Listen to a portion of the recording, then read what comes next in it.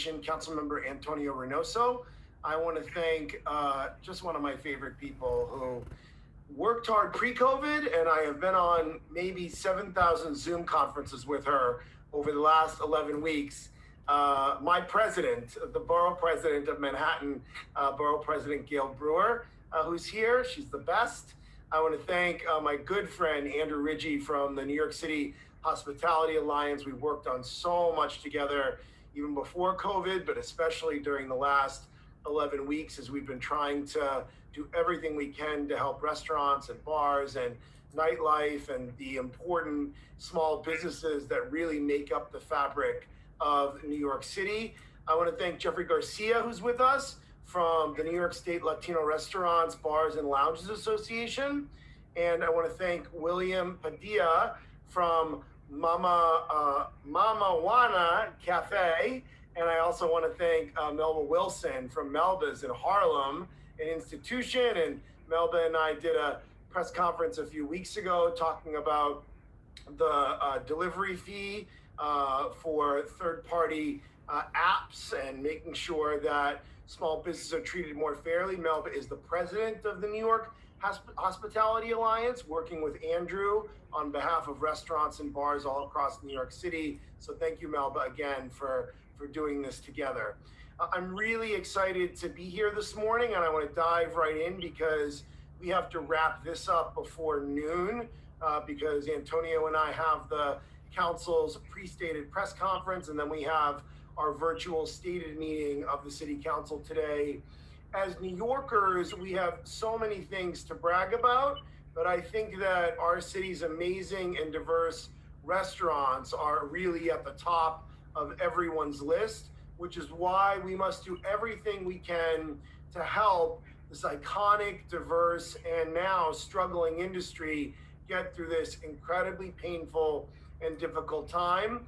The shutdown has been extraordinarily hard for restaurants across New York City, but the reopening that we are talking about and that we are expecting to happen slowly over the next few weeks, the reopening is going to be hard as well because social distancing will still be paramount to any reopening effort.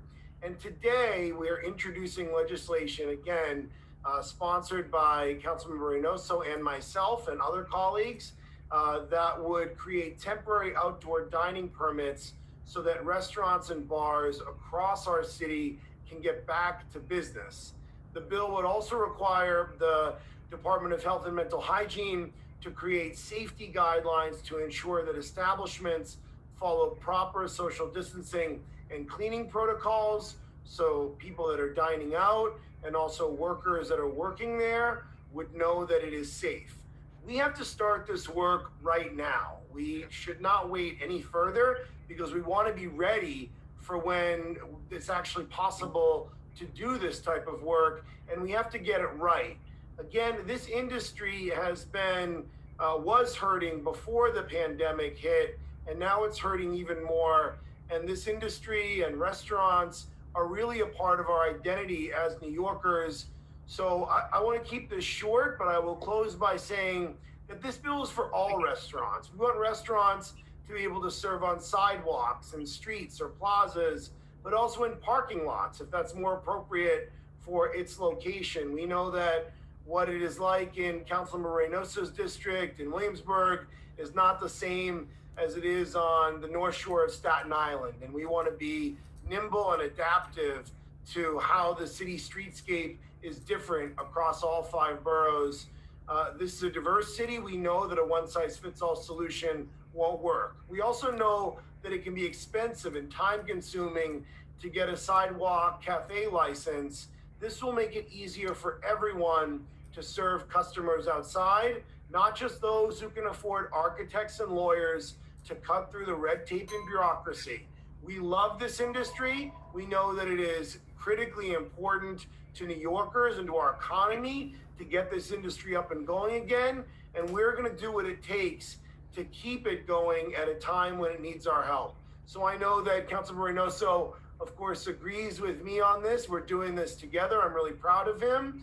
He has been working really hard around the clock with a young child, with a wife that has been working from home remotely. He and I have been on the phone nonstop, and he's been doing a great job during the last 2.5 months when we've all been dealing with COVID, but he was doing a great job before that. So I want to introduce my friend and colleague, Councilmember Antonio Reynoso.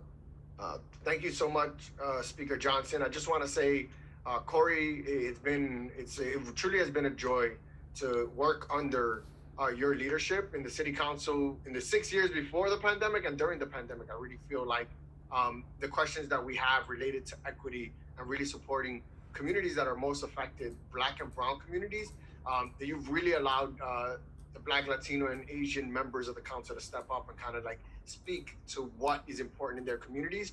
And this is another example of that. I got countless calls from restaurants. Mamajuana is on right now, and Corey, Mamajuana is a traditional drink. Mamajuana is a traditional drink from the Dominican Republic. I'm gonna get you the drink so that you can have it. But there are a thriving Dominican restaurant in the Bronx, in Queens, and in different places outside of New York. And they asked me how exactly they can continue to operate, given the amount of rent that they've had to pay. They're also concerned about the limited amount of space that they have indoors to be able to use once we do get to reopening, and whether or not it'll make any sense to be at 10, 15, or 20% capacity, and whether or not that can carry the water for the amount of work that needs to get done for them to be able to pay their employees, their rent, and so forth. But we're supposed to be a unique city, and we're supposed to be thinking outside of the box. We're not supposed to go back to what we were prior to the pandemic. And that's about reimagining street space to start dealing with the issues that are so important to our communities, including opening up restaurants and the hospitality industry here in the city of New York. To think about the fact that we could use our sidewalk space more thoughtfully, our street space to take care of an entire industry. To be able to think that way, I think is very important. I want to say traditionally, the mayor's office and the administration has not been, hasn't prioritized reimagining street space in the past on other issues. So for us to step in and really start this conversation and make sure it's addressed in a timely fashion, so that when we meet the phases and we meet the thresholds set forth by the Department of Health, that we can start right away, and that we're not waiting another 2 or 3 weeks to set up a system that can allow for the restaurant and hospitality industry to move forward. And then on equity, I think it's important that we note that this legislation is not just for the folks that are going to be able to pay, $12 or $15 for drink or food. For food or expensive food or fine dining. This is also to make sure that the smaller restaurants and mom and pop restaurants get an opportunity to continue to feed their customers or their clients and make money as well. And the diversity that we see here on the panel that you're going to be hearing today, I think is going to be really meaningful. So again, I want to just thank you, Corey, for everything you've done. Really proud to be introducing this today at Stated, and looking forward to getting to a place where we see a new New York that really speaks to us addressing these issues post-pandemic. Thanks, Antonio. Next up, I want to introduce again just someone who I have the deepest respect for and who I have looked up to way before I was even an elected official. And I will just tell you that even though she is the Manhattan Borough President, she is also a former member of the City Council. And so many of the good ideas that Antonio and I have been working on and that he just mentioned, the work that we did on open streets together, Gail Brewer had a plan for that. The work that we're talking about here today, Gail Brewer has a plan for it. I could go through issue by issue when it comes to seniors and food delivery and open streets, and she has had a plan for it. So I am so grateful that she is announcing this with us today, because she has been out there early and coming up with innovative ideas to help New Yorkers and to help small businesses. So I want to introduce the Manhattan Borough President, my friend, former council member Gail Brewer. Thank you very much, Corey Johnson. He's saying that because we're both from Massachusetts. I just want you all to know that. Thank you very much, Councilmember Reynoso. And you have a star-studded list of speakers today. Perhaps the most important. We don't know what is going to happen post-COVID. I think a lot of us hope that there's no silver lining because so many people have died, but there are issues like we need to make sure that our individuals in our city are fed, which is a challenge, and we have to make sure that our small businesses are surviving. And those are really huge challenges, but I want to thank everyone who is thinking out of the box about these issues. So on April 10th, with the speaker and some council members, we sent a letter to the mayor saying basically, open the streets, think about the restaurants, think about space differently. Then we did the same thing on May 19th, because we have to say things sometimes a couple of times in the same different words, but same concept. And what I'm so excited about today, in addition to all your star-studded speakers, obviously Andrew Reggie, who's also a member of Community Board 7 speaker, I want you to know that, and Mr. Garcia and Mr. William Padilla is also Melba Wilson, because I believe she's also working with David Rockwell. David Rockwell is one of the great architects in our city, and he, to his credit, has already got a plan how this could be done effectively. He's administered it, suggested it, put together, again, a great team to think about it. And I think Melba, and her great wisdom and as chair of the Hospitality Alliance, is already working with him. So there are a lot of people thinking about how we can do this effectively. We just have to do it.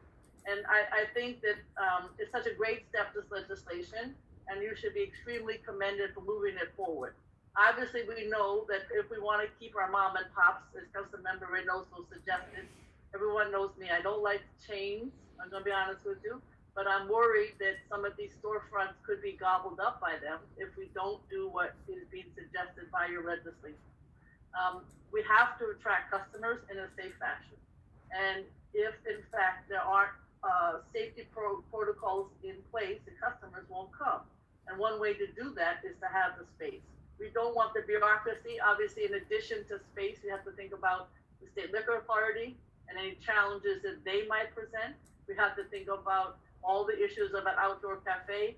And for those of us in elected office, outdoor cafe is written across our forehead because we've dealt with so many outdoor SLA issues. I have nightmares about them. And so these are issues that, if we could say what could be a silver lining that comes out of this, we would work on these issues in addition to the noise concerns and other concerns that community members have. All of this could be done in the legislation that you are considering. So we want to make sure that there's geographic equity so that people have the option to stay local and support their neighborhood businesses. And we don't want too much crowding in one neighborhood, but we also want to make sure that there's availability of outdoor dining space. We know how open streets have been successful, and the speaker deserves a lot of credit for talking about how that could be done on the 5 borough. We still need to expand it. I have to say, the first calls I got for thinking about restaurants having more space was from the business community. Because guess what? Usually it's pedestrian, or usually it's the bicyclist, or it's usually people who have not business in their background. But this is incredibly important, particularly for Broadway. That was the first that I heard. Please, open the space so that my restaurants in my business and district can be successful. We need the mayor to act swiftly on this issue. He has met targets in terms of some of the 40 miles of the open streets. We just need the whole 100 miles. And for the businesses that don't have access to the streets, and God knows we have bike lanes, thank goodness, and God knows we have bus lanes, thank goodness. But now that we're thinking about how to expand for the restaurants, we have to think about how to deal with all these. We have plazas, we have sidewalks, all of which could be thought about. Parking lots, there are places that this could be instituted. We have to, if in fact there isn't appropriate, that I just mentioned in terms of open space, and look at the street seats program, which is a letter that is information included in those letters that I described. Because if you don't have the kind of space, bike lane problems, bus lane problems, then perhaps the open street. Other cities are doing this. There are examples all around the world where what we're talking about today in this great legislation is taking place. So I want to thank you to say, please look at David Rockwell's suggestions. Please look at the legislation, Mr. Mayor, that is being passed today, because it makes a lot of sense. And number one, support our neighborhood businesses, but the only way they're going to make it is with more space, because we cannot go in 100%. It's going to be limited. Thank you very much, Mr. Speaker. Thank you, Gail, as always. And next up, I want to introduce my friend, the Executive Director of the New York City Hospitality Alliance, someone who's been doing great work during this entire time, and yes, is a member of Manhattan Community Board 7. Gail Brewer was vice chair of CB7 before she was elected to the City Council in 2001. I was chair of Community Board 4 before I was elected to the City Council. My friend, Andrew Ritchie. Thank you, Mr. Speaker. I just want to say it's during times of crisis when leaders really step up, and we are just so thankful from the hospitality industry's heart for all your leadership. We recently passed this package of bills to really support restaurants throughout the 5 boroughs, and we're thrilled to be here today. And thank you, Councilmember Reynoso. We need this leadership. You recognize the vitality and the vibrancy that our local restaurants, whether they're in your district or in Staten Island, the Bronx, or even in Midtown Manhattan, they bring to our communities. And what else can I say about our Manhattan Borough President, Gail Brewer? I work in restaurants and nightlife, so sometimes I come home late, and guess what? I'll see, because I'm on the Upper West Side, Gail walking home from some community meeting really late. She really is out there all the time. And this has just been incredible. We know that restaurants, when we are permitted to reopen, we are going to have to reopen under reduced occupancy and social distance requirements, meaning we're not going to be able to generate 100% of our revenue inside. So we have to be creative. How can we reimagine public space, the sidewalks, the streets, extending the sidewalks, pedestrian plazas, parks, so restaurants can set up tables and chairs and generate that loss of revenue from indoors outdoors. I think it'll also help bring a vibrancy back to our cityscape that we're going to need to get back to a normal. And I've just been so hardened by the incredible support.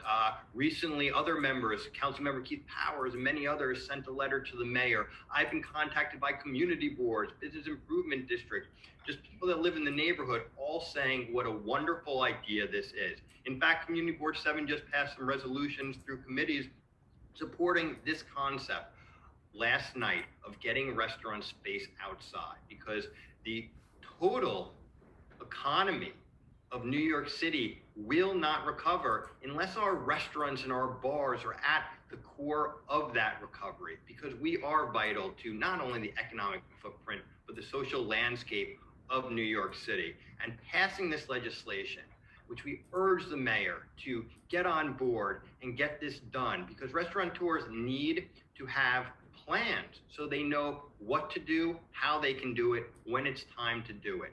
And we need to be creative, think out of the box, and get this done fast with a seamless process without all of this red tape. So we're very supportive of getting this done. We want to thank you all for all of your leadership. Thank you to Melba and Jeffrey and everyone for making this happen. Like I said, it doesn't matter what borough, what neighborhood you're in, there are restaurants, small, medium, and large, that need this. So we are supportive, and the New York City Hospitality Alliance is here to make this done, get this done, to help save the future of our city's hospitality industry. So thank you. Thank you, Andrew. And next, we are so grateful to be joined this morning by a great partner in this effort, someone who we are working with to get this done, the president of the New York State Latino Restaurants, Bars, and Lounges Association, Mr. Jeffrey Garcia. Hi, good morning, everyone. My name is Jeffrey Garcia, again, president of the New York State Latino Bar and Lounge Association. I want to thank you, Mr. Speaker, Councilman Reynoso, Borough President Brewer. On many occasions, I've met with many of you. I know in the beginning of this COVID, I had numerous Zoom calls with Andrew and his alliance, and it feels like we made enough noise in certain areas that a lot of things got done. So we want to thank you for the numerous legislation, like the delivery fee, which has been amazing for the industry. And now this, as an association representing the interests of hundreds of minority-owned restaurants and bars throughout New York City, we are thrilled. We're really happy with your leadership, Speaker Speaker Johnson and Councilmember Reynoso, in advancing this outdoor legislation. At the time, our industry is struggling to make ends meet, as you all know. It's very difficult. Many have been closed. Many restaurants have been closed, not just doing takeout. They've been closed just because, including mine at one point, I just closed. It just wasn't worth staying open. But this type of creative and innovative policy will serve as a lifeline to the restaurant bar industry. So again, we thank you, Mr. Speaker, Councilman Reynoso, and we look forward to continuing to work with you, not only on these matters, but many others that the industry will need to work on, including rents and utilities and many other things. But I'm sure that this leads to good steps to working together, because we've made things possible. And again, we thank you. Thank you very much, Jeffrey. We really appreciate you working together with us on this. Really grateful for the partnership. Next, I want to introduce Melba Wilson of Melba's Restaurant. Again, Melba is one of the people who leads the New York City Hospitality Alliance with Andrew. But besides that, for anyone who is a real New Yorker, you've heard of Melba's. And so it is named after the namesake, Melba Wilson, right in Harlem, someone who has contributed so much to our city for so long, especially in the neighborhood that she was born and raised in. So we're grateful for her leadership, and I'm grateful for all the work that we have done together over the last couple of years, but especially over the last couple of months. So Melba, thanks for being here this morning. Good afternoon, or good morning, and thank you so much, Speaker Johnson, Councilmember Reynoso, and our dear friend, Manhattan Borough President Brewer. Thank you so much for your continued support of the restaurant industry. There are people that talk about it, right? But there are people that are about it. And one of the things that I can truly say is that the three of you are consistently about it. You don't just say things and make empty promises, you follow through. As a restaurateur who started out as a cashier right here in Harlem, where I was born, bred, and buttered, like so many of our other small businesses, this legislation is the lifeline that we need.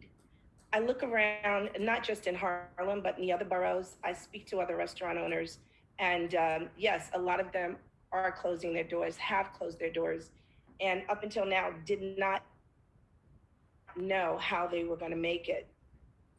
For so many of us, this is a shot in the arm that we need. When restaurants can't reopen, communities can't reopen.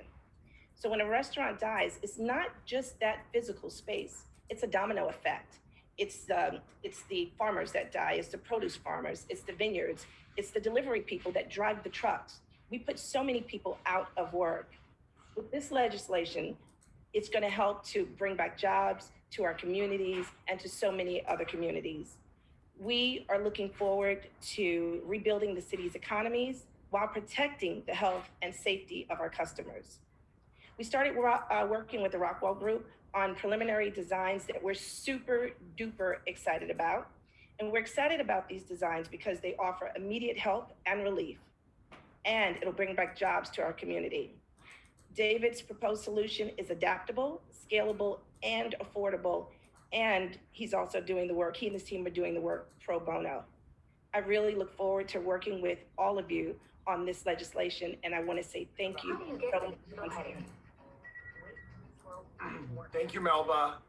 And lastly, I want to introduce William Padilla from Mamajuana Cafe in the Bronx. Last night, during our prep for this event, Mr. Padilla, I learned that nearly everyone on my staff has been to your establishment, and they were all telling me that as soon as I am allowed to go, I have to go.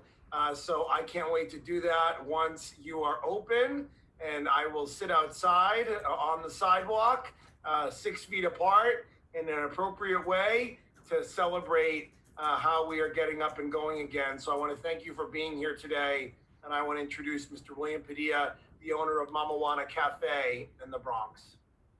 Well, thank you very much, Speaker Johnson and Councilmember Reynoso and Bronx Borough President Ms. Brewer.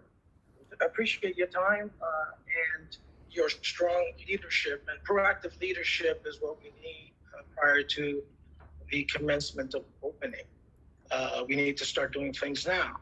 This bill will definitely give an amazing look to the city as we start to open up.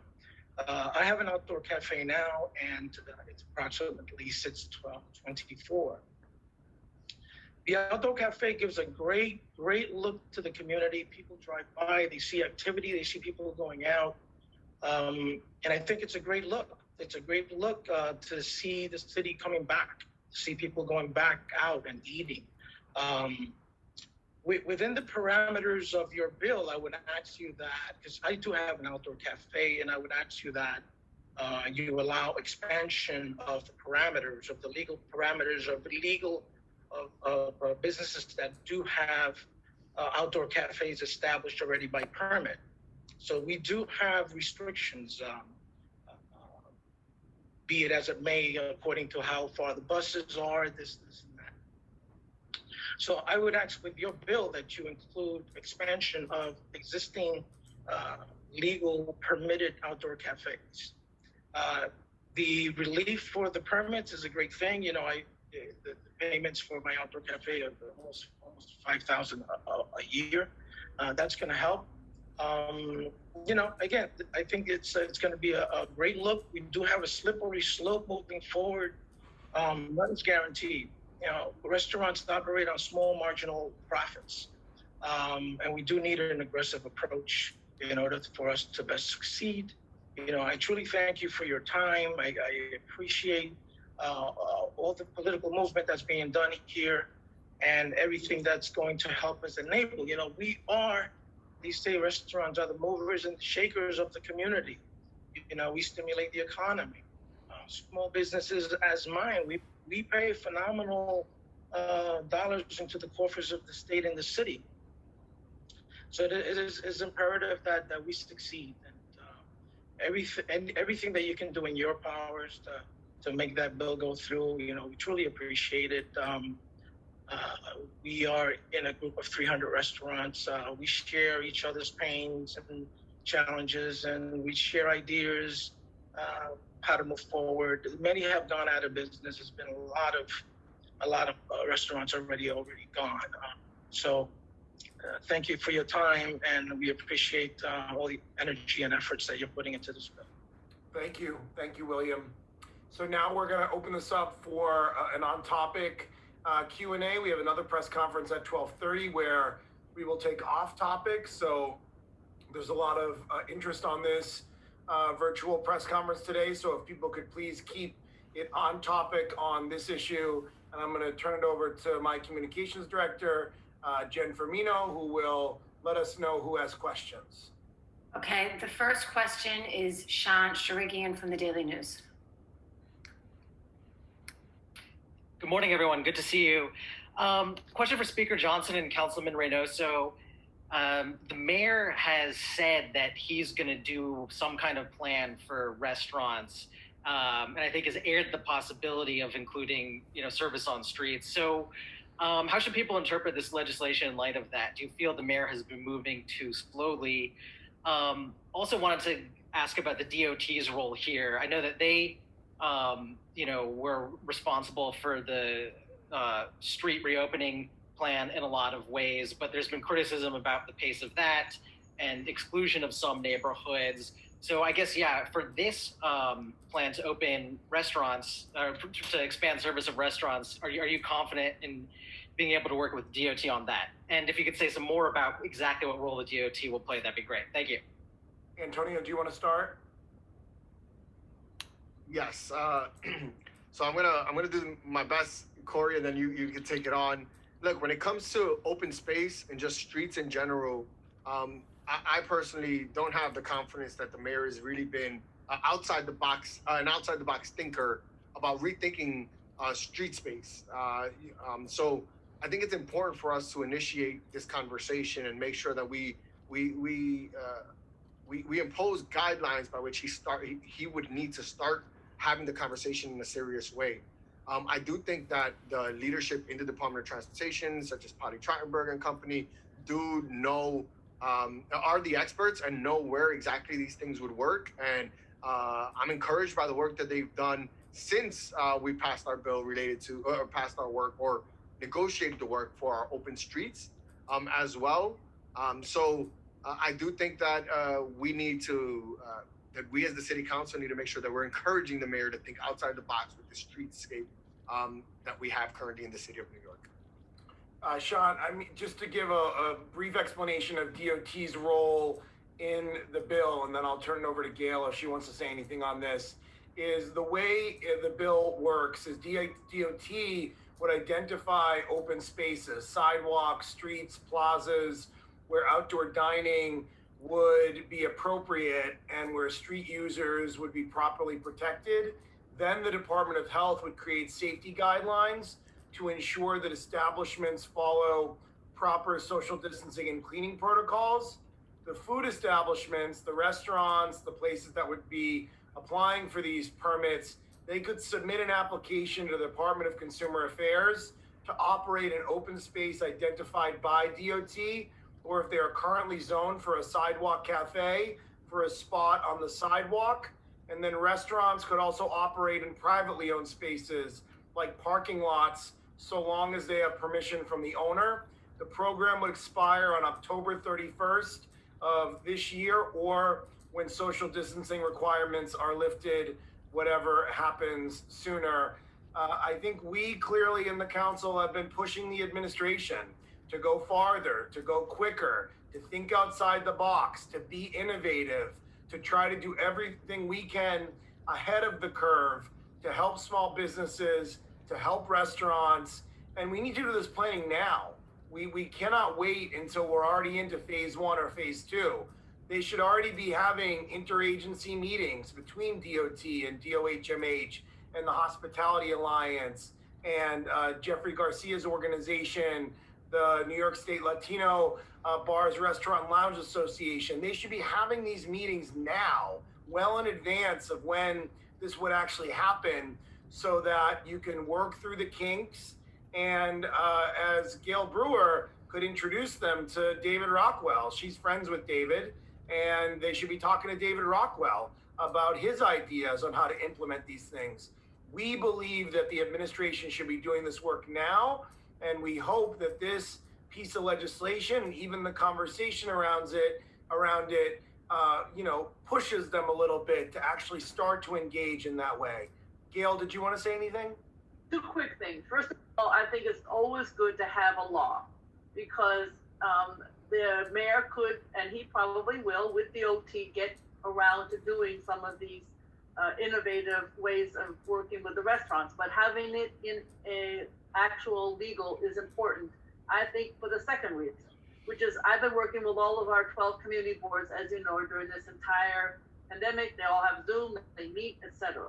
And you do get those who are complaining because they are concerned about the noise and the after effects that we've all experienced for many years regarding outdoor cafes.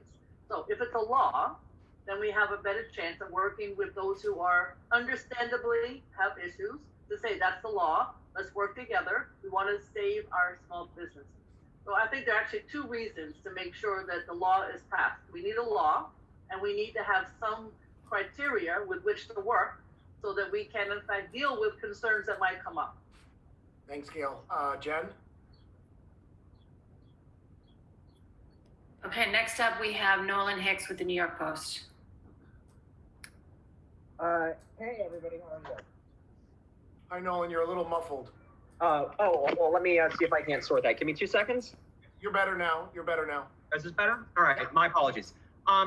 To follow up on Sean's question, I was wondering if you could talk, just to follow up on Sean's question, it seems like the council feels compelled to sort of jawbone the administration into taking steps that have been pretty common elsewhere in the country. What do you think explains the mayor's reticence on these points when it comes to closing down streets to create more space for pedestrians, when it comes to laying down more bike lanes, when it comes to giving space for restaurants to reopen?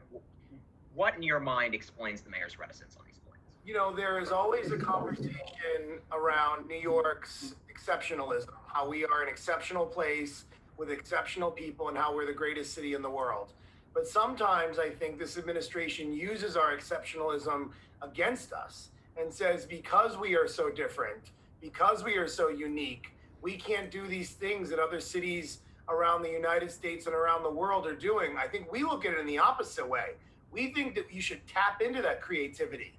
You should tap into that ingenuity. You should work with people like David Rockwell and the New York Hospitality Alliance and Melba Wilson and Jeffrey Garcia and William Padilla and use their skill set and knowledge to figure out ways to get this done. I think that they have been slow to do that. And I think they were slow to do that pre-COVID. And through the last 2.5 months, the council has been trying, along with some of our borough presidents, you've seen Gail, as I said before, continuing to come up with great ideas on what we should be doing. We think that there are other ways to go about this. And if they're not moving, we want to start the conversation, force their hand, because we can't wait. New York will not be New York if we do not have restaurants and bars and an enlivened streetscape. That's what makes up New York City. And so the council wants to make sure we are pushing the administration appropriately and thoughtfully on how to actually get moving to get these things done. Does anyone else want to weigh in? Yes, I do. It's Melba. Speaker, I totally agree with you. We have to look and we have to remember that New York City is the hospitality capital of the world. We cannot be followers on this front. We have to be leaders. There's so many people that are calling to see, what are you doing in New York? Other cities putting in phone calls. So what are you doing in New York? What's working in New York? We have to step up and become the leaders that we are in this industry. We can't be a follower on this one. And we're looking to do it in a way that's safe and that's affordable. And at the end, we're looking to put people back to work. It's important also that we are socially active.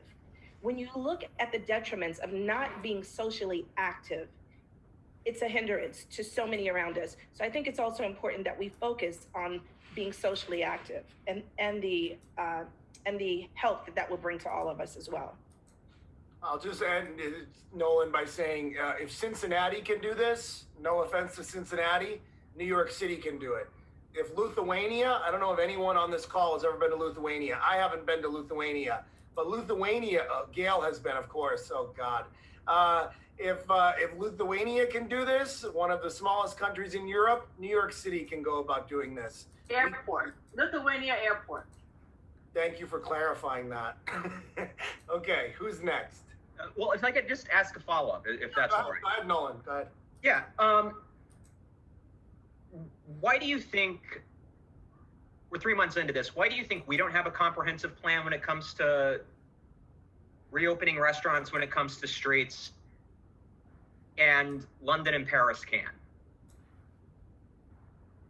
It's a great question, and it's something that we're concerned about. I mean, we need to see more proactive leadership and a more proactive vision for what the future of our city is going to look like coming out of this. So much of the last 11 weeks has been triage, has been trying to save lives, build hospital capacity, get personal protective equipment, and understandably, that takes up an enormous amount of time. But this administration has a big staff. They have a lot of people. They have a lot of folks that are working on this. I know that Greg Bishop, the former SBS commissioner, is now a senior advisor to the mayor, and they hired someone else to be at SBS. They have a lot of people that are working on these issues. We want to see a proactive plan and vision from them on what the city looks like, not just as it relates to streetscape and sidewalks for restaurants. We want that for transportation. What does mass transit look like coming out of this?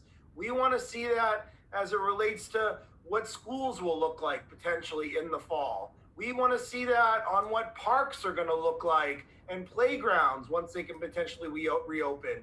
We want to see a proactive vision for what the city's going to look like until we have a vaccine where we're still going to have social distancing in effect. We're still going to have mandatory mask wearing, but we are going to need to resume our life in some way. You can't have these restaurants and bars closed forever. You can't have school closed forever. We of course need to follow the guidance of public health officials, but we need to use their expertise coupled with a vision for the future of New York City to be able to get us out of this. And we haven't seen that at this point. Okay, next up we have Jonathan Allen with Reuters.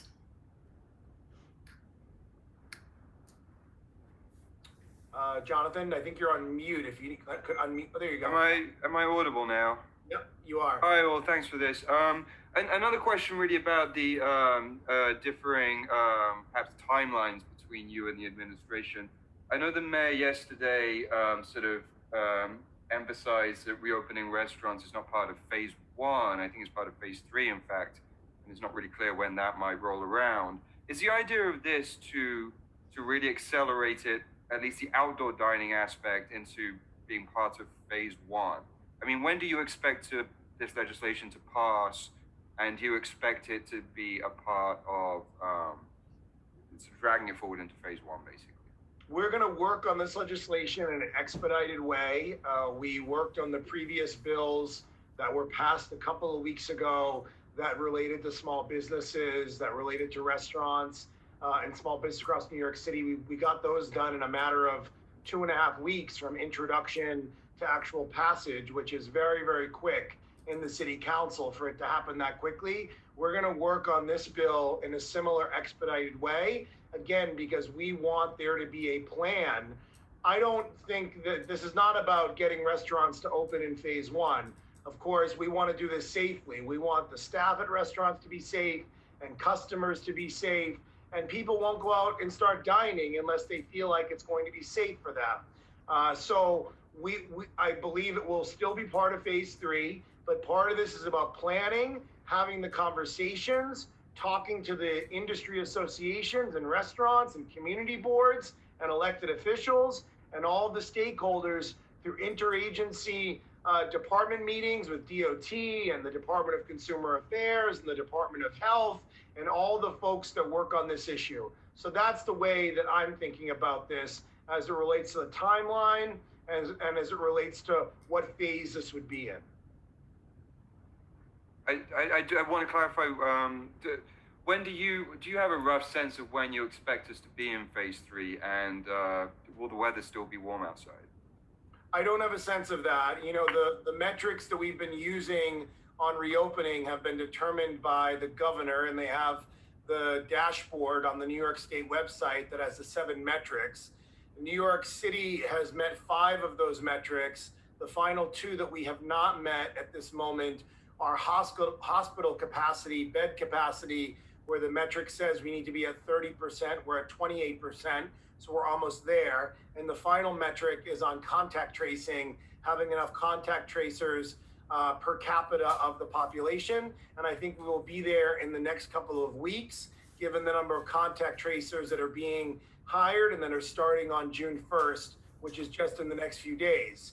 So that will allow us to get into phase 1, but the actual sequencing from phase 1 into phase 2 and into phase 3, those are discussions that are happening with the governor and the mayor's office through the emergency orders that were enacted at the beginning and middle of March. Okay, next up we have Steve Burns with WCBS. Good morning. Thank you, Jen. Just wanted to kind of get some clarification on the language in the bill. I know implementation of this is basically up to DOT, but as far as the vision for this bill, I wanted to see if you envision this being an opportunity that's open to basically any restaurant, or you see this as more going into a place with a high density of restaurants. There need to be multiple restaurants in one area for this to happen. We see it as both. We want this to apply to everyone. Antonio can speak on this, but we really want there to be equity on this issue. We want restaurants in Southeast Queens and restaurants in Bushwick and restaurants in Midtown, all to be able to use this legislation in a helpful way. And again, it's going to require some extensive planning because they're going to have to identify public plazas that could be used by multiple restaurants that could join in to open up a big dining opportunity at a public plaza, sidewalk space, street space that's adjacent to the curb. All of it's going to require planning. But Antonio, if you want to talk about the equity issue that we really have talked a lot about and have been thinking about as part of this proposed bill. Yeah. So we have to take into consideration that density of where restaurants are, and that's just something that has to happen. If you have more restaurants in one portion of the district, you got to assume that we're going to be able to work out the permitting issues there. But we're going to be able to work out those permitting issues. But we don't want to forget about other locations that do have restaurants that is less dense when it comes to the restaurant business, and making sure that they also have access to the sidewalk, to using the street space to help their restaurant out. So while equity is very important, we also have to understand that the density of how many restaurants exist in the city of New York and where they exist is also a factor that has to be taken into consideration.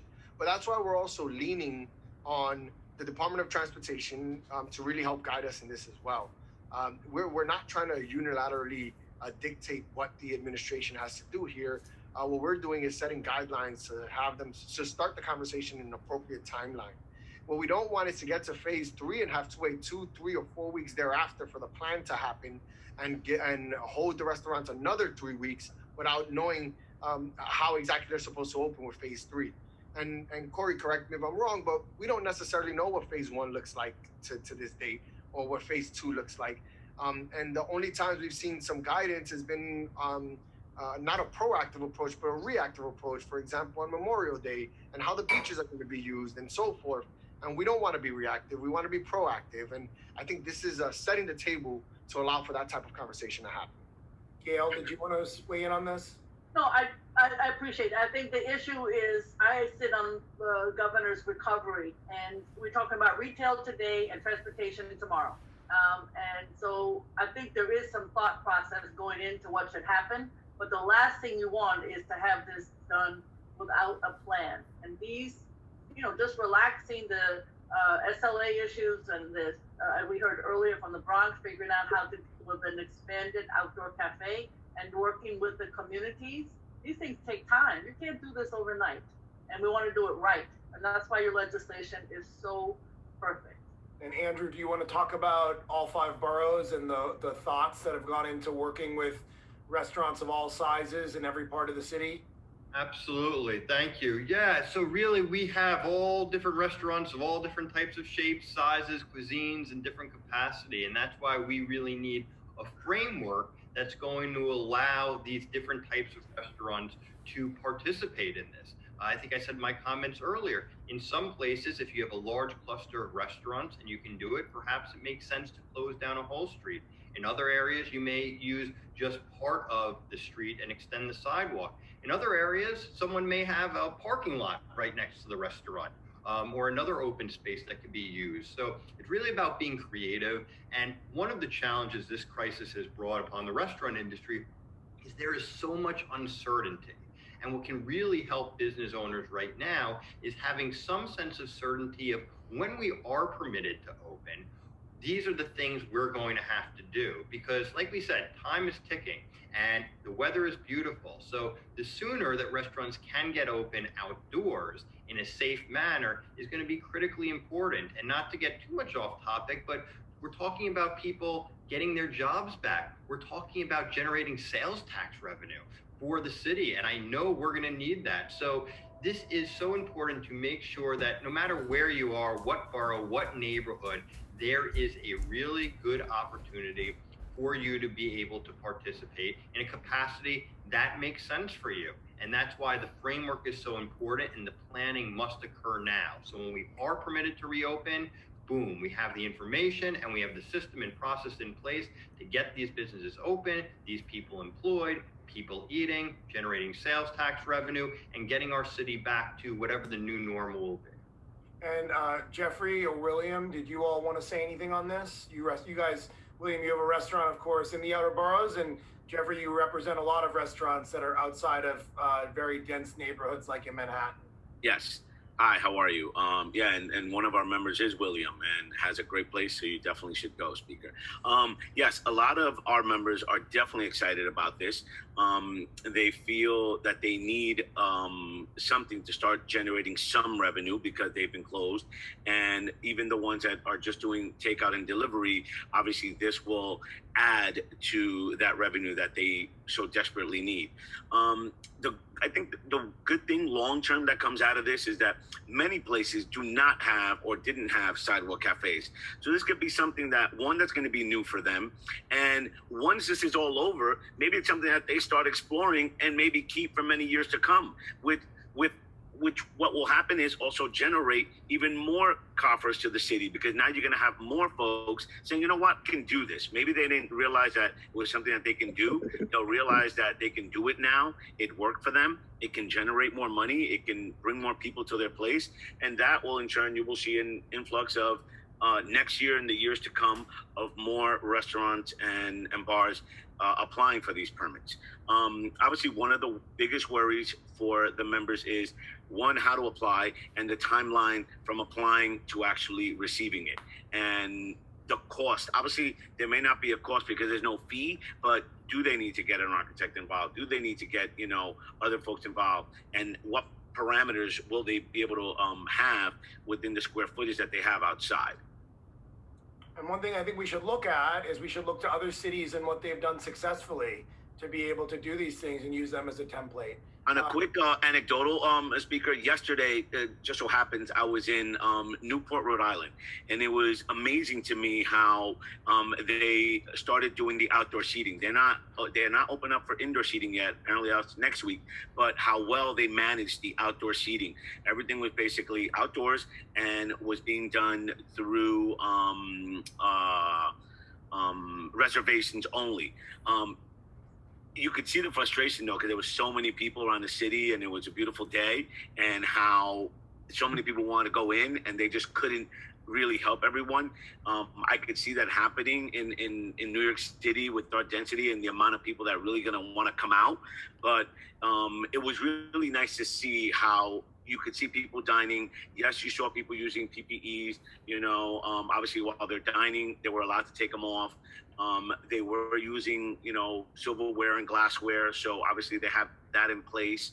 So it was just really nice to see. And it felt really normal just to go have a dinner outside yesterday. So it was my first COVID dinner outside. Mr. Speaker, if you don't mind a quick follow-up. I know the administration has focused a lot in these different steps so far on enforcement, on how do we incorporate police officers into our response and making sure people are doing what they need to do. Is there any thought to how that might be incorporated into this year, if it needs to be at all? I mean, I'll go first. Again, I don't think the first reaction needs to be using police officers for outdoor spaces.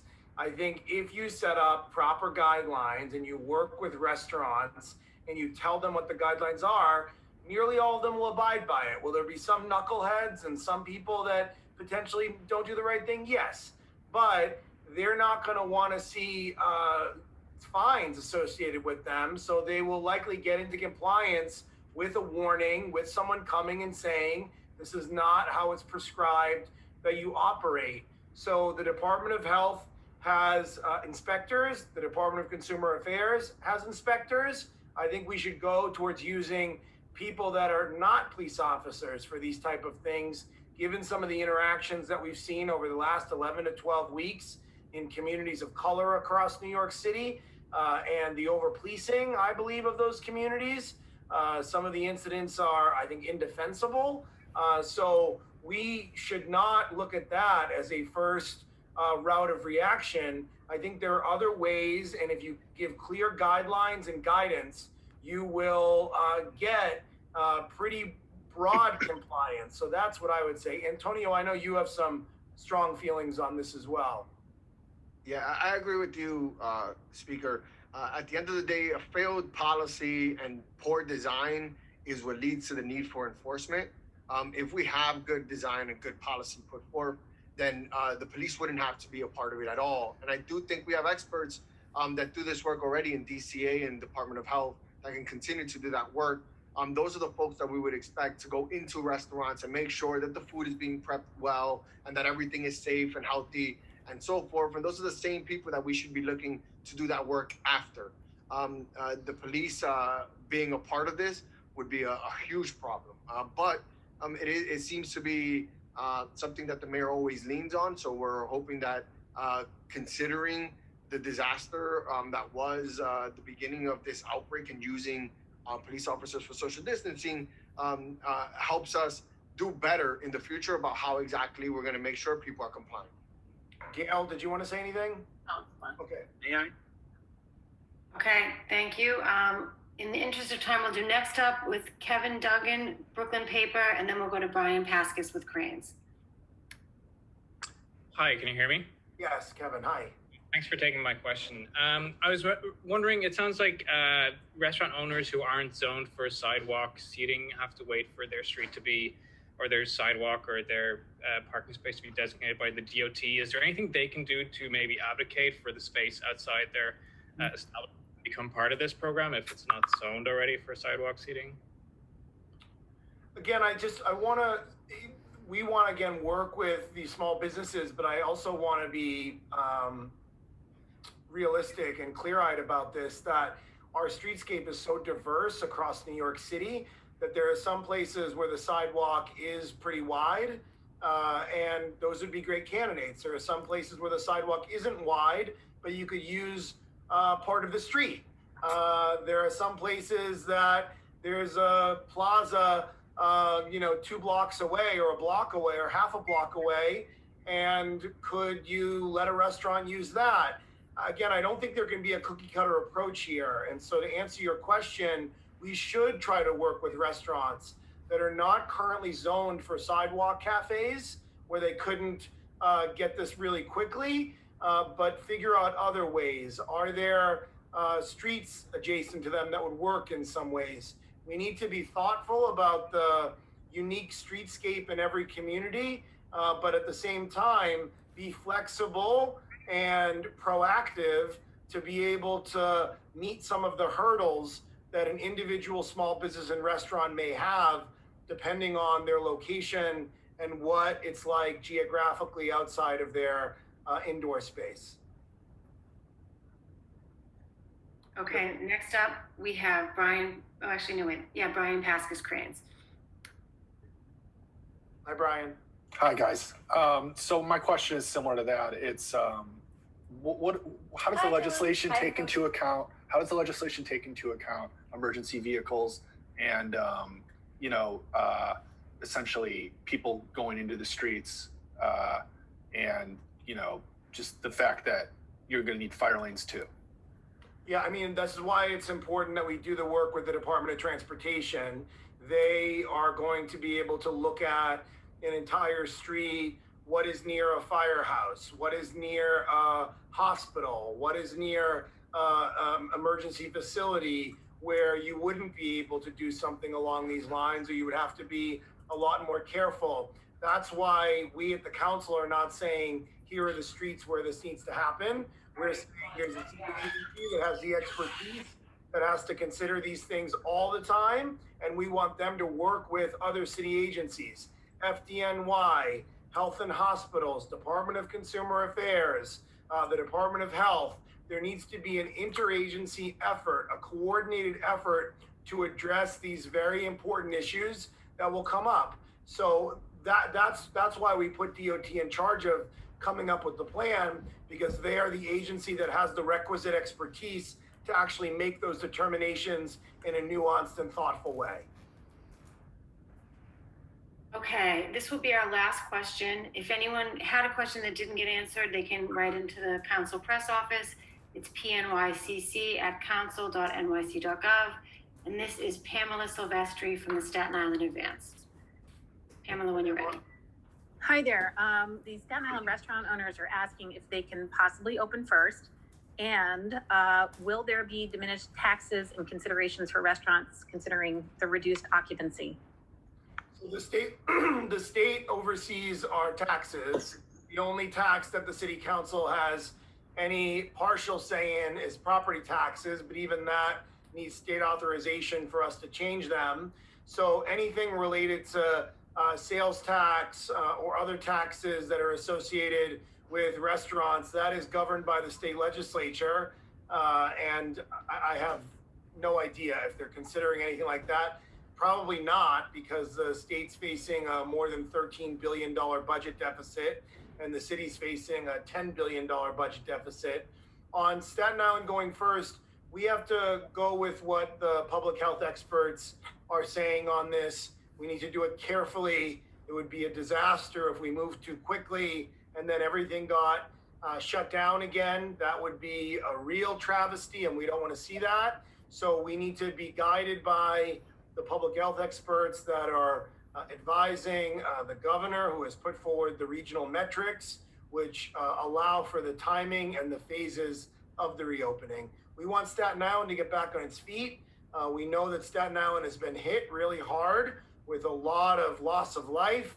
And we also know that the streetscape in Staten Island is different from the other 4 boroughs. So that's why, as we said before, we want to be flexible. There are more, of course, people that use cars on Staten Island. And there are places that have parking lots next door that could potentially be used for these type of purposes.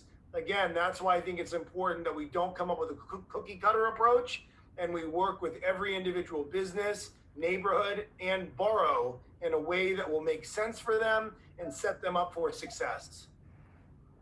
Thank you very much. Thank you. All right. Thanks, everyone. Thank you all. Thank you. Thank you.